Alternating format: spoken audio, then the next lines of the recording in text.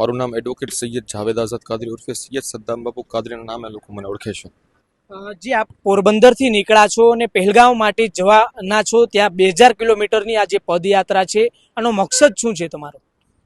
આમનો મકસદ એક જ છે કે જે આતંકવાદના ભોગ શિકાર બન્યા છે, જે શહીદો છે આપણા પહેલગામની અંદર ધર્મ પૂછીને ગોળી મારેલી છે, એ આતંકવાદીઓ એક જ વસ્તુ વિચારતા હતા કે જો હું ધર્મ પૂછીને ગોળી મારીશ તો હિન્દુસ્તાનની અંદર, ના કે ગુજરાતની અંદર, હિન્દુસ્તાનની અંદર હિન્દુ અને મુસ્લિમો આપસમાં ઝઘડો કરી, લડી ઝઘડી અને કપાઈ જશે અને હિન્દુસ્તાનની આર્થિક વ્યવસ્થા નીચે પડી જશે. અત્યારે તમે નીકળ્યા છો, તમારી સાથે કેટલા લોકો જોડાયા છે? કેટલા દિવસ દરમિયાન તમે ત્યાં પહોંચશો? મારી સાથે હિન્દુસ્તાનના તમામ મુસ્લિમો જોડાયેલા છે, ના કે હું એક. તમે સમાજને શું સંદેશો આપવા માંગો છો આ પદયાત્રા મારફતે?